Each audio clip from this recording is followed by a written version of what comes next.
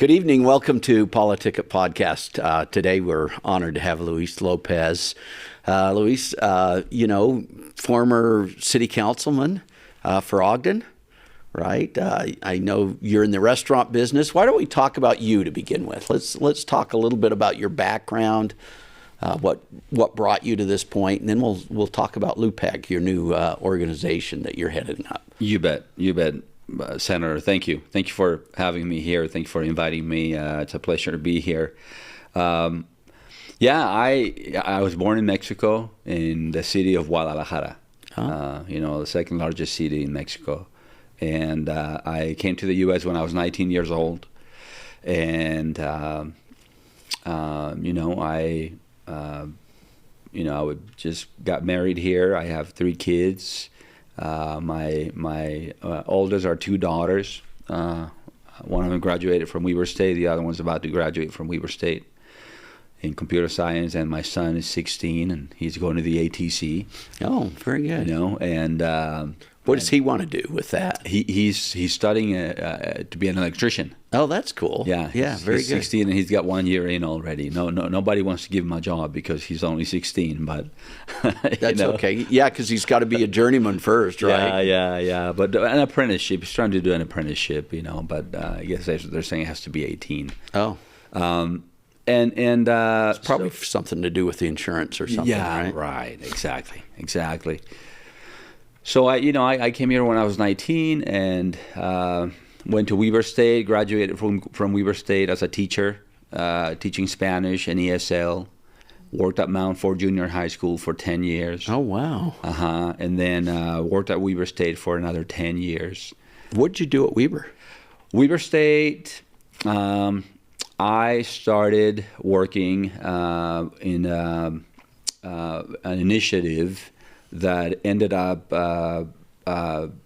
as a center that it's here on 26 and Monroe here in Ogden. It's called the Community Education Center. Oh, very good. So basically, I did work to help the Hispanic community and other disenfranchised communities to have easier access to higher education, right? To help them navigate the higher education system that sometimes a lot of people that are first generation or haven't been to college, they sometimes a little hard. Right. So that's what we did. We built a center, and I had some people that work in my team, and we did a lot of community outreach and work with the community for that. Ran continuing education programs, ESL programs, computer programs, things like that. Yeah. Oh, very good. That's what I did for Weber State. Yeah. And now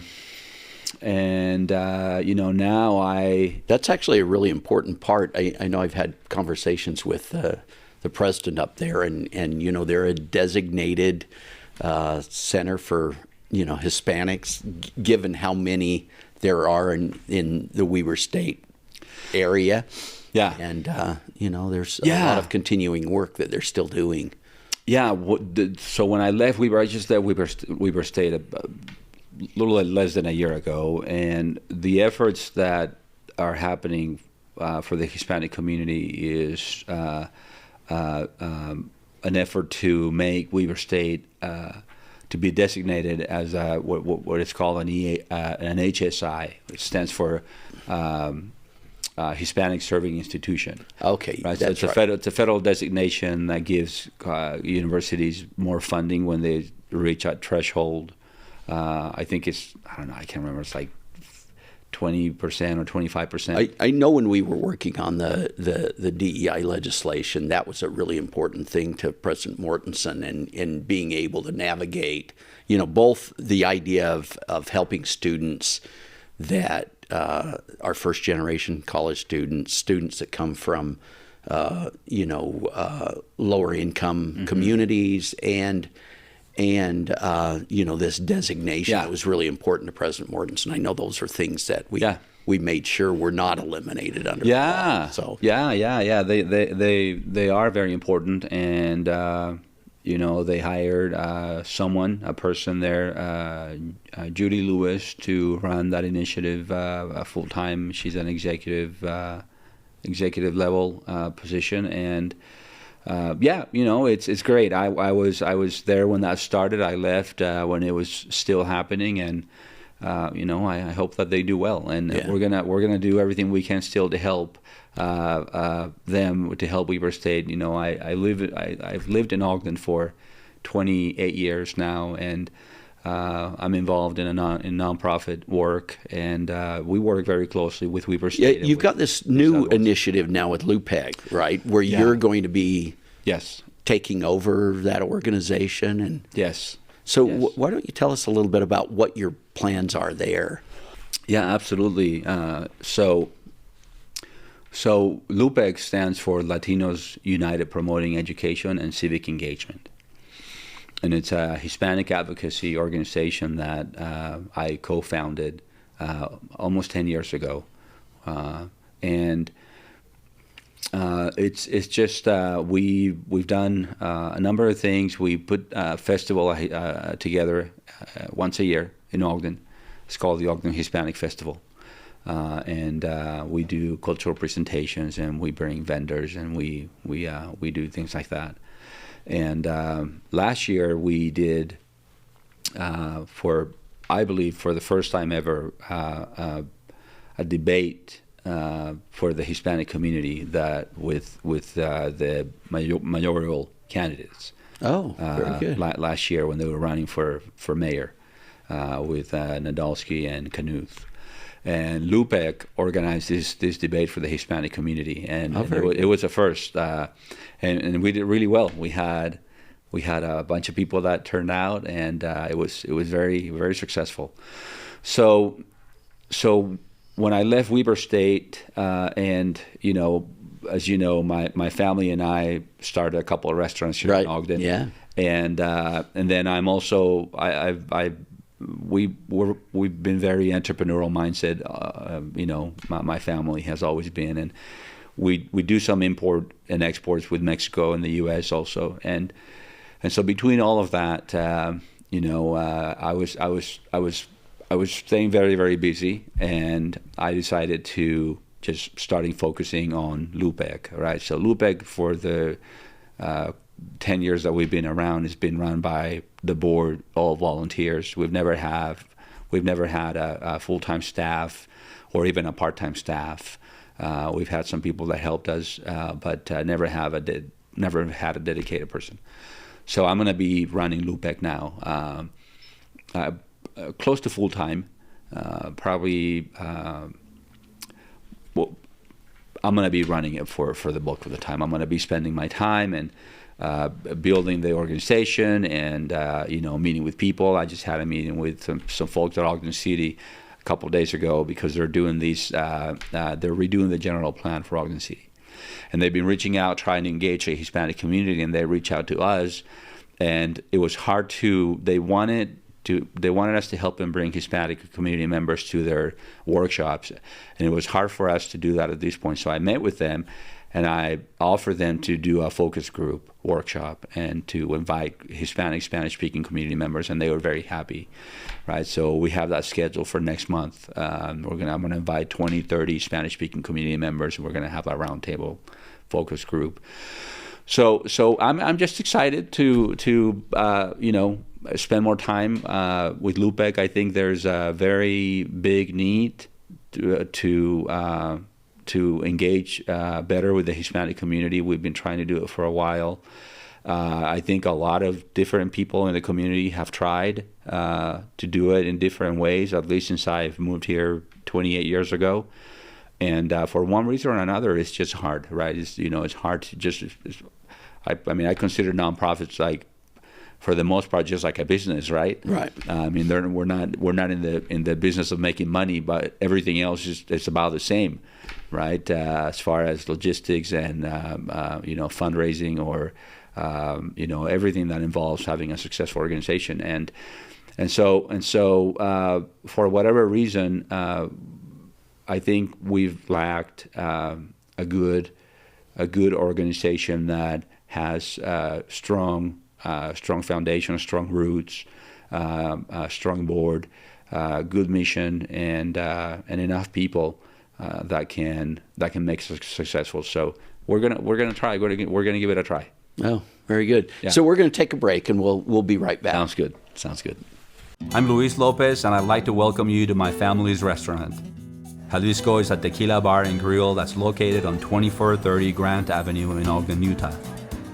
We have been open for a year and a half, and last year we won the Startup of the Year award from the Ogden Weaver Chamber of Commerce. We serve homemade food with original recipes straight from Mexico, and we offer a large selection of cocktails made with fresh ingredients. Jalisco is a welcoming place where people come to relax, eat great food, and have a lot of fun with friends and family. The Jalisco experience means happiness.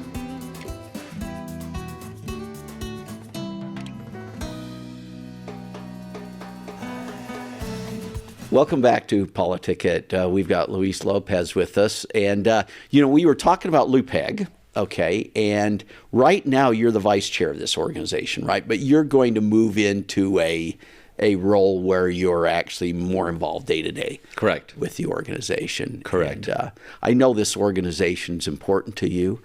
I know there's a lot of interesting things that you're trying to do with it. So let's talk just a little bit more about LUPEG. Yeah. So basically, what we want to do is when I talk to the board and my friends about LUPEG, having been around for about 10 years, I basically say that I feel like we passed the test of time, and the first phase of LUPEG for me was that LUPEG didn't die, because I've seen so many Hispanic advocacy organizations come and go, and to me, being around and being financially sound and with a good board, to me, we've accomplished kind of the test of time.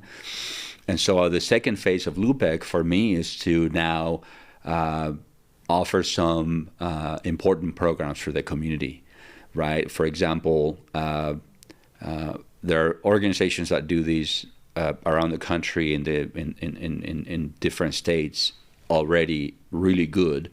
But in our area, I don't know that that's the case. And, we want to do voter registration and education, right? I could tell you countless of stories of how hard it is for a lot of people in the Hispanic community to register to vote, to show up to vote, to know who to vote for.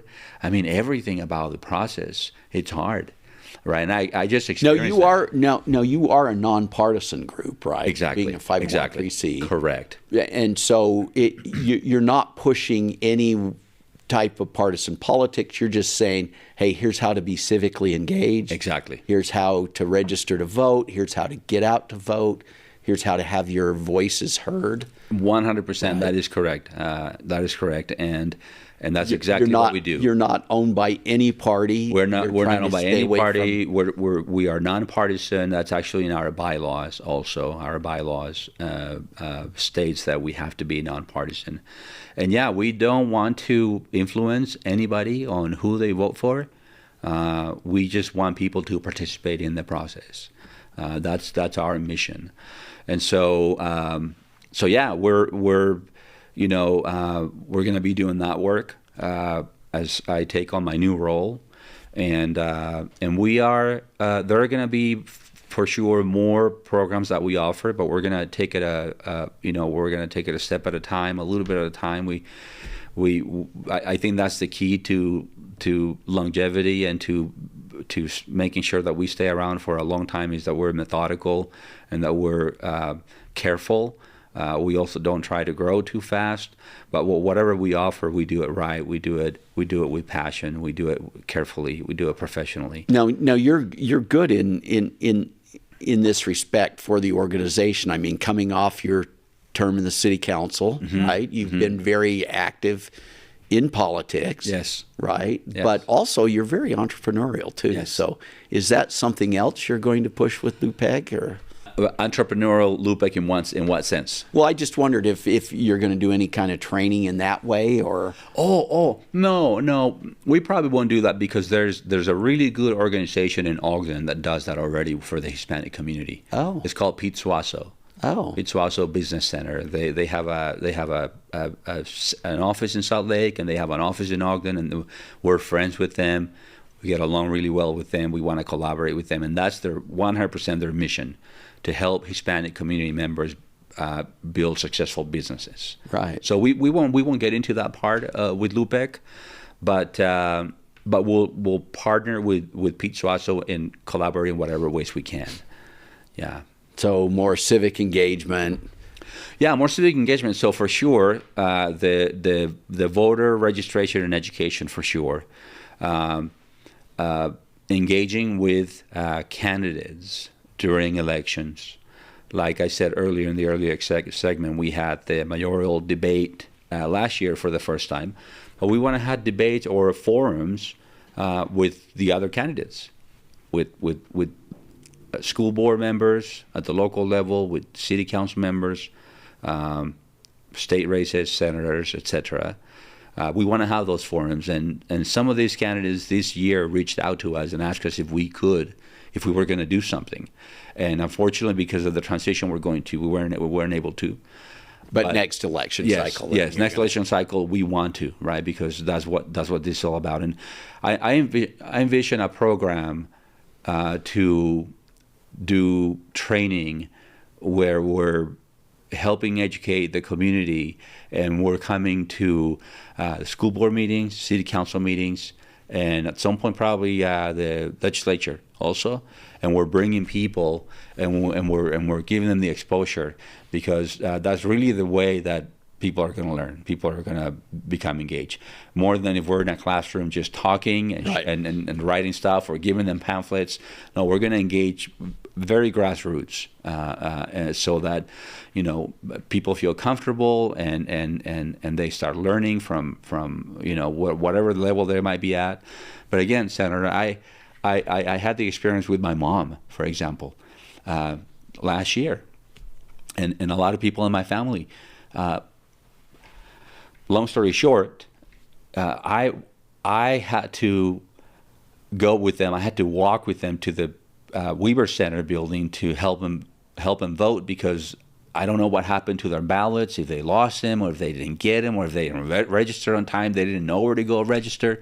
So I literally walked with my mom and translated for her at the Weber Center to help her check in with the people that were there so she could vote. Oh, very good. Right, and then we have a lot of people like that in the community. So yeah, I mean, the last thing I'll touch on about LUPEC is that one of the really big things that we need is we need a place for an office, right? We need some headquarters, right? Because we want the community to identify who we are and be able to come to our office and ask questions and do workshops and help people in other ways, again, down the road. I don't want to get into that right now because, again, it's going to take us a few years, but we want to advocate for the community in other ways as well. One quick example, when we started LUPEC, I had some collaborations that I did with the Ogden Police Department, right? So I met with them, and I invited people from the Hispanic community, and we met with the Ogden police officers and the police chief, and we had a lunch. And it was very interesting because I remember that there was a lot of tension in the room when we got together, because there are these beliefs and perceptions and stigmas with interactions with the police and the Hispanic community. And I was in the room, and you could tell both groups were on separate sides and were on each side of the room, and you could see one group over here, one group over here, and I started talking, and the police chief was there, and then before you knew it, we were all eating together and just talking, having a good time. So there's a lot to do. So in a way, then you're moving away from this constant push for social justice, whatever, to a push for unity and working together. I think it's absolutely, Senator. I think it's all about, right? It's all about the work, right? It's all about finding common ground, mutual understanding, and figuring out how we get along. And to me, the only way that we can get along is to get together and break bread together and try to understand each other's side, right? Yeah, we've always stayed away from social justice warrior work. I personally never been a fan of that. I don't like that. I don't care for it. And even though I've been through some very difficult times in my life, right? My family and I have been through some of the most difficult thing that any human being can experience. And at some point in my life, I was angry. Yeah. I was angry with a lot of people and with a lot of organizations and with the government and with other things. And I learned and realized that all that brought me was sadness, misery, nothing productive. And it wasn't until I was able to overcome that weight and that trauma that I had, that I was able to see the way forward in our society is understanding, civic engagement, love. Yeah, talking together. Yeah, I like your example of breaking bread, yes, right? Absolutely. Where you're looking for points to unify you rather than divide you. Absolutely. That's what we have Jalisco too. Yeah. Jalisco, it's a place that I call, when people come there and we get together and we eat, it's a place where we do cultural diplomacy. Very good. Okay. You brought up your mom. I want to ask you before we leave. Yeah. I know that your exit from Mexico was pretty dramatic. Yeah. In fact, I understand there was a Hollywood movie made about your family. Why don't you talk a little bit about that? Your dad was a police chief.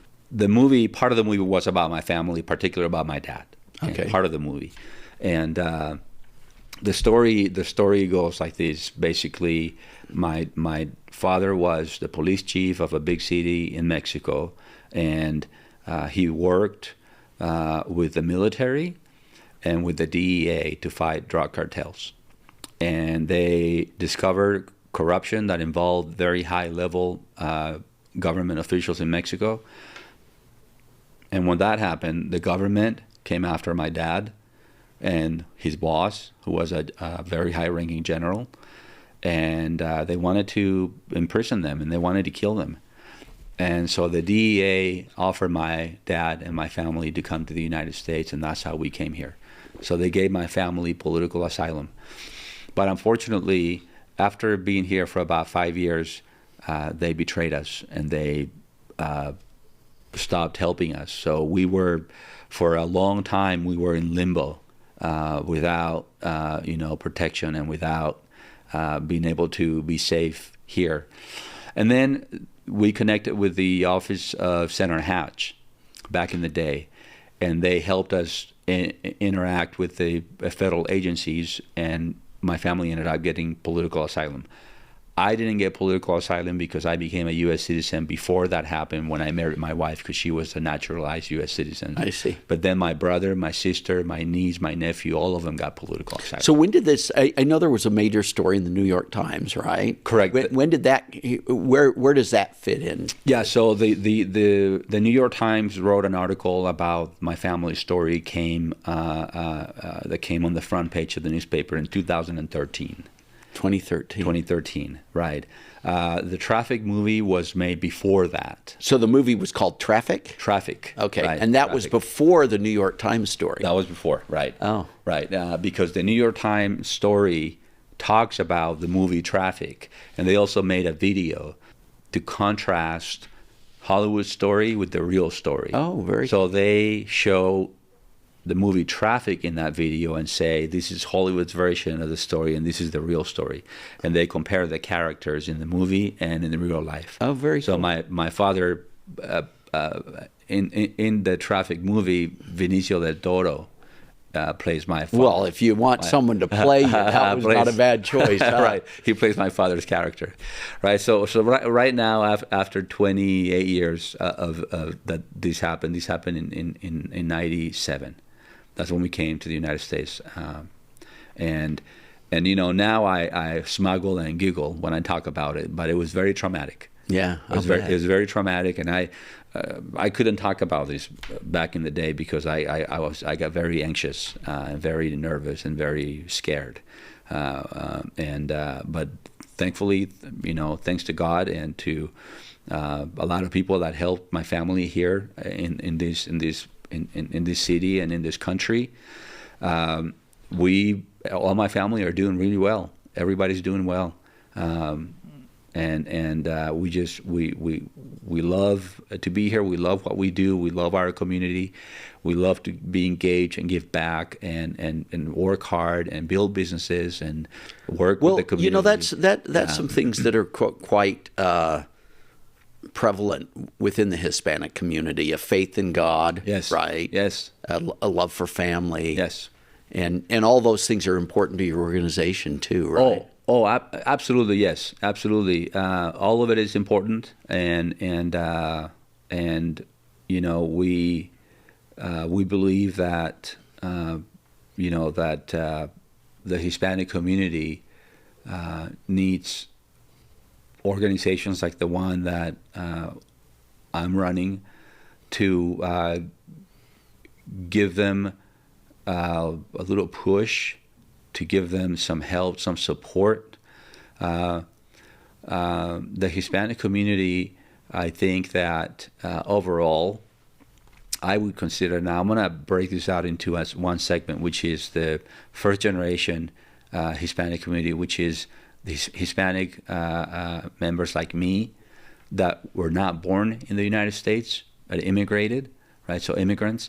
And immigrants do really well in the United States because we come from countries where we've lacked opportunity, and we come to a country that gives us all the opportunity we want, right? And because we come very hungry for success, we do really well. In terms of probably, So it's that drive, it's that ingenuity, it's that desire to make your mark. Right.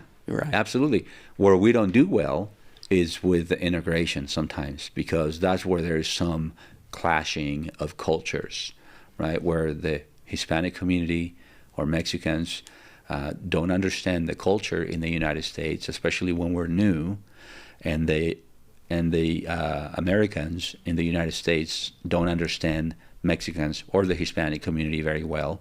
And so people are naturally afraid of things that they don't know or understand. And that's where these divisions come, and these fighting and these misconceptions, right? So that's what LUPEC is going to do. Is to break those barriers and help people to communicate better. And through cultural engagement, integration, education on both sides of the cultures, because I always say this, Senator, that it's not just the Hispanic community integrating and learning about the culture here and becoming streamlined. It's also about the culture here learning about the Hispanic community and learning about us. and that kind of goes along with this event you had recently at the at the theater, right? Down there at the Egyptian. Basically, you brought in a group from Mexico. So glad you asked about that, because that's a very important program that we partnered with another nonprofit that I also work for, by the way. Their name is NAIMA. And that stands for the North American Institute for Mexican Advancement. Their headquarters are in Chicago, but they do work internationally in Canada, the U.S., and Mexico. And we have a tour where we bring the folkloric ballet from the city of Guadalajara on a tour of the United States. And we go to 10 major cities on the West Coast and 10 major cities on the East Coast. And this is the third year they came to Ogden. So when I was a council member, I reached out to them before the pandemic, because I found out they do this work, and I said, what can we do to bring you to Ogden? Long story short, they've been here 3 years already. And this is an organization, this event performs in major cities in the country. Last year, they closed parts of Times Square for this group. Wow. Right? I mean, that's how important this is. Yeah. This year, we were trying to have them perform at the U.S. Capitol, right? And we couldn't pull it off. So next year, hopefully, we can. But you're right, Senator, when you said when you said that's why we do these events, you're exactly right. That's why we do it, because culture brings people together. Okay, music, art, food, painting, art, performing and visual arts, etc. In this case, this is performing arts, but there's magic that happens when we have these events and we have people, community members from different backgrounds come together. But what happens is that we have an opportunity to show people that don't know our culture very well, what I call, in my personal case, with my nationality and my ethnic background, what I call the best of Mexico, that a lot of people don't know, right? A lot of people sometimes they know what they see in the news, right? And so my job is to teach the other way, that that's not true. That's only part of the true and part of the story, right? A small part. There is these other 80 to 90% of what our culture and what Mexico is and what Mexicans are and what the Hispanic community is that people don't see. And so, for example, in real life efforts that I make to try to do this bridge building and cultural bridging and education, I bring American, Caucasian, my friends, some of my best friends, and some high-level figures. I take them to Mexico, right? And I tell them, "Let me take you and show you real Mexico. Let me give you an immersive experience in inland Mexico that you can't have unless you go with someone that knows the culture." And I've done probably 20 trips. Yeah. With many different people, Yeah, I'd like to participate with at mayors, some point. with commissioners, with right. friends, with representatives, and it's so funny because when we go, it's the same story every time. Their families are nervous because they think they're going to be in trouble because everything they see on the news about crime and cartels. Right. And when we come back, they can't wait to go back and take their families, and we just talked about the great fun we've had. And in a lot of ways, that's kind of the Utah way in a way, right? We have young people within our church, right, that go all over the world and learn about these rich cultures, and having an appreciation for other cultures and other ways of thinking, I think, is really rich. But one of the things I like about what you're doing is you also understand this idea of e pluribus unum, out of many one, right? And that's the part that I think we miss sometimes when we think of bringing cultures together. We want to unite rather than divide people, right? Yes. The multicultural look at things is geared towards better understanding of each other, so that we can come together. Yes. Right? Yes, exactly. You couldn't have said it better, Senator.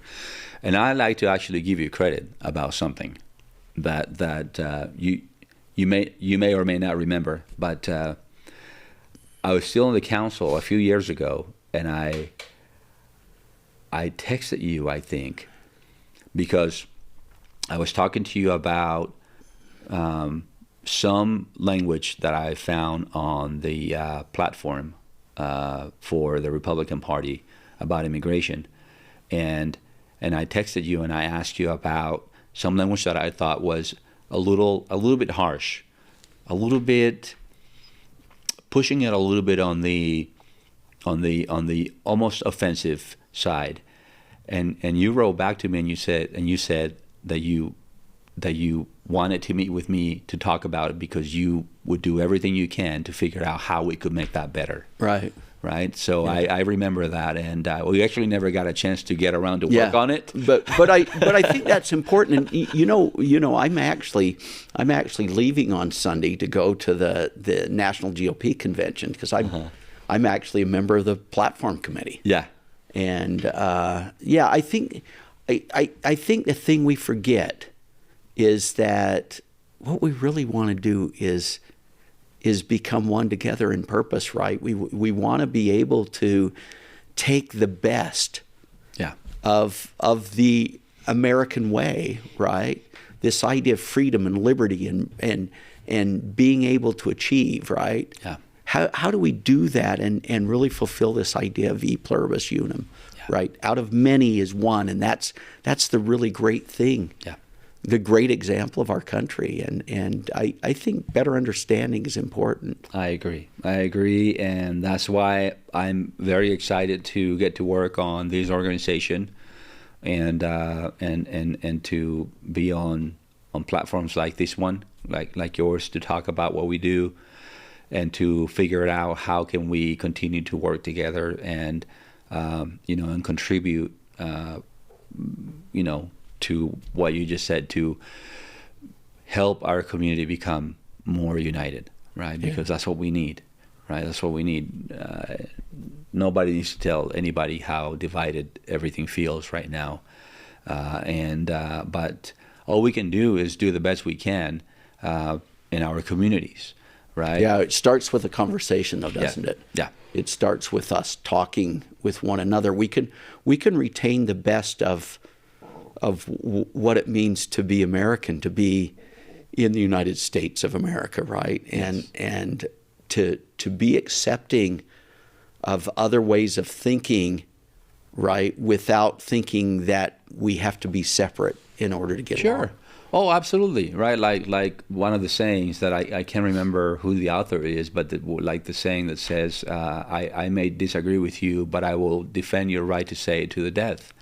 Right? I mean, that's what it is, right? I mean, we're always going to disagree. It happens everywhere. It happens in our family, in our places of work. Of course, it's going to happen in the community. Politics, so hard, right? Because everybody always wants something and wants it their way. But it's just about that understanding and remembering that.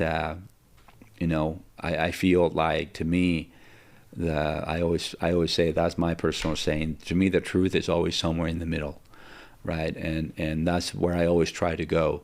I always try to see both sides. I try to hear both sides.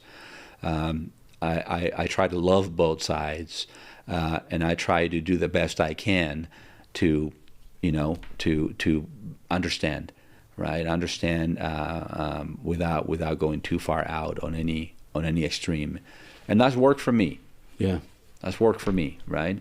Well, I'm excited to see where you go with this. Any concluding remarks? I mean, we're about out of time, so. No, not really. I just, I know that this was a long time coming, and I can't say enough. I can't say good enough things about our friend Kevin. Yeah. That our producer of the show. That was, that was, calling me and asking me for a while, and I just keep having conflicting dates, but I'm just so happy to be here, and I thank you for your service, Senator, for everything you do, and anything we can ever do to help at any level, because now with NAIMA, the organization that I mentioned earlier, right, now I'm involved in international nonprofit Hispanic advocacy work, right. And so anything I can do to help, please know that you have a friend and an advocate here. Hey, put in a plug for that restaurant too, because one of my favorite places to go eat tacos. Jalisco. Yeah. Yes, Jalisco with an X. We won this year. We won the Startup of the Year from the from the Chamber of Commerce. We won. And you're down on Grant Avenue. We're right on Grant, 2430 Grant, between 24th and 25th Street, and Jalisco is the name of the restaurant, but it's also the name of the state where I'm from in Mexico. But here we spell Jalisco with an X, and in Mexico the state is spelled with a J. Okay. Right, and so anyone that hasn't been there, I think it's quite a treat. I think you need to go. I think you can attest that. When you walk in, it's a very nice environment. The food is homemade. We strive. Some of the best guacamole I've had. Best guacamole. Our meat, we cook it on charcoal. Yeah. Our steak and chicken. My mom makes the tamales. Oh. And we're doing really well. So hope people can come and check it out. Yeah. Very good. Yeah. Thank you. Yeah. Thank you, Senator. Luis Lopez. Thank you. Thanks for coming in. Take care. Absolutely. We'll see you guys next week. Thank you.